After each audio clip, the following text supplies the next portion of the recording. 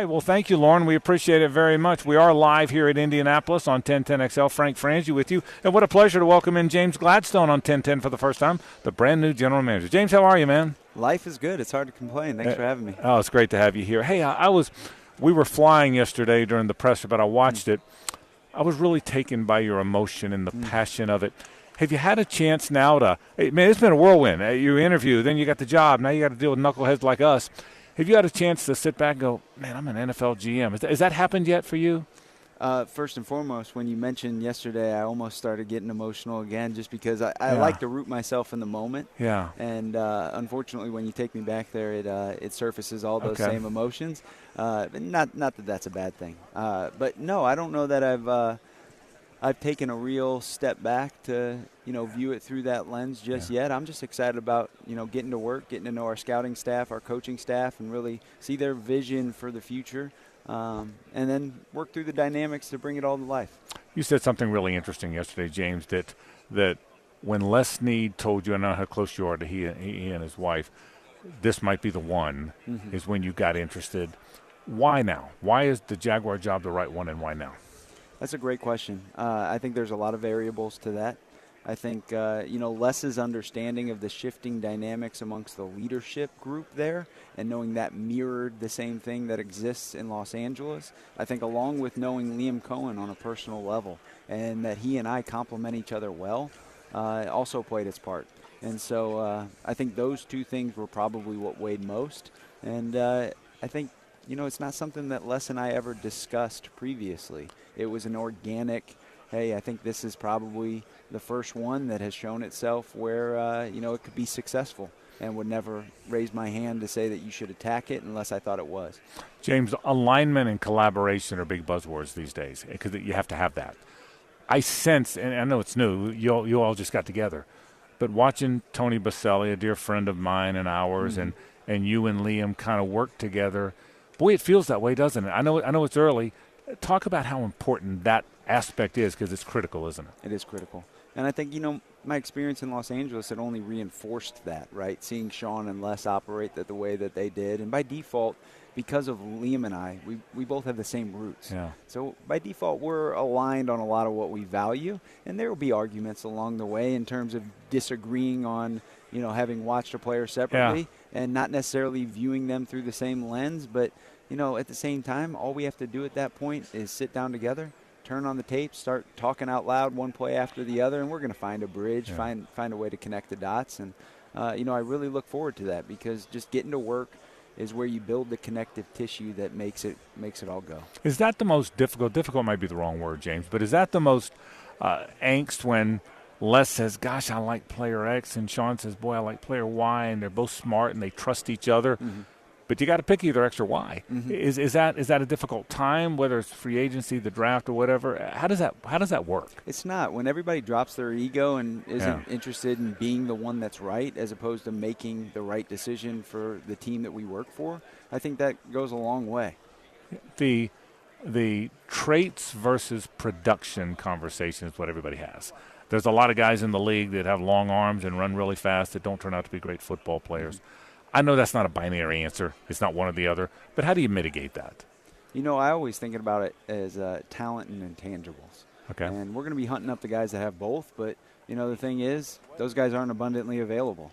So we'll lean into intangibles more than anything and keep that as something we prioritize and be disciplined in that approach. It's early. You just got here, but do you have an impression of the Jaguars roster yet? Is that an unfair question since you just got the job on Friday and we're sitting here on Tuesday? But do you have a thought about what you're working with yet? Yeah, there's some talent in some key spots, and that was one of the things that was most exciting, most alluring about this opportunity. And we're meeting with our coaching and scouting staff this week to discuss not only our roster but also pro free agency. Yeah. And can't really wait to get into those conversations. We started them this morning.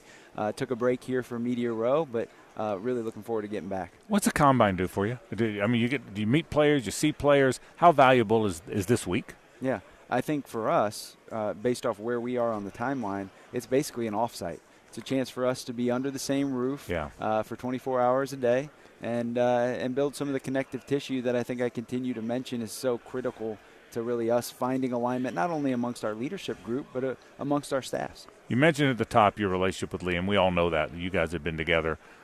Tell me about Liam. Tell me about what you like about Liam as being the head coach that's going to work side by side with you. What do you like about him? Yeah, I think first and foremost, he's an elite communicator, a humble human being, and he gives this team a notable edge simply by the way he calls a game and schemes up his players to put them in the spots that they're going to find success. And so I really look forward to growing our relationship, because it's been a few years since we worked under the same roof, but at the same time, because we come from the same roots, I know that we have the same values in place.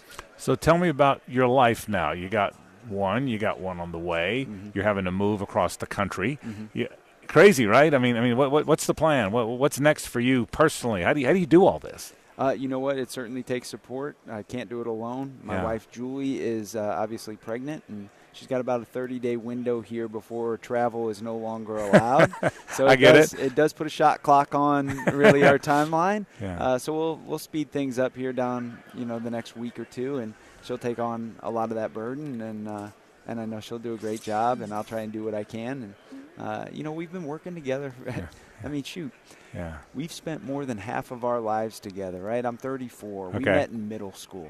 All right. That's awesome. I didn't know that part. That's awesome. So we've been along for this ride, seen the phases of each other throughout the entirety of our lives. And, without her, I wouldn't be who I am. And I think that goes both ways. And, I just really look forward to this phase and what it brings with it. How important is it? That's a cool story. I didn't know that part. Mm-hmm. For your family, your folks, your wife, how big a deal is this? Are they pinching themselves a little bit, or is there too much to do? You're trying to you bringing back those emotions. I know. So, I think they really enjoy it, and my parents, they ground me, and they've always provided such sound wisdom, such sound ways of thinking, and throughout this process, when people became aware that it was something that I was a part of, they immediately, for the most part, would say, wow, what a great op. That's so cool that, you get a chance to do this. And my dad would always go back to, is this something you want to do? Is this what's going to make you happy? Yeah. And, I think that those lines of thought, they've always made it so that I can, reconsider things beneath the surface that might not just be standing there right at the top. And, I think their value is immense to me. That is very cool, and I can see how real and visceral that is for you, and it's cool for me to hear you say that. I mean that very sincerely. Final thing or two, the connection to the Sneeds. Mm-hmm. Obviously, you were a young man when you got the job of the Rams, and so I sense that connection was a big part of your growth. Mm-hmm. In that. Can you speak to that a second about Les and Kara and what they've meant to you? Yeah, when I was a high school teacher, high school football coach, I had a vision for my life that's what I was going to be doing for a long time. Yeah. When I first met Les, when I first met Kara, I had no intentions of pursuing a path in the NFL, but Les was somebody I was drawn to. He's unapologetically himself, and he was somebody that I felt like I could learn from, somebody that I really wanted to support. And throughout my entire time with the Rams, that's where my mind was. It was never looking forward. It was rooted in that. And whenever that was going to change, that was when I would consider other options, but it never got to that point. And, they altered the trajectory of my life, and I'm forever grateful for that. And it's an experience that I'll carry forward with me and, my day-to-day here in this role. Well, it landed here. It's not the end of the journey. It's the next chapter in the book. But congratulations. We're all really impressed with you, and we're excited you're here. You'll find out that the Jaguar fan base is a wonderful fan base. Oh, I can already feel it. They can't wait to have you here. So, James Gladstone, the brand new GM, thank you for stopping by. Good luck in Jacksonville. Appreciate the opportunity for the fans. Appreciate the support. James, thank you very much. Till the next one. Hey, Mia here, and thanks so much for watching 1010XL Jaguars. For even more coverage of the Big Cats, be sure to subscribe to 1010XL Jaguars.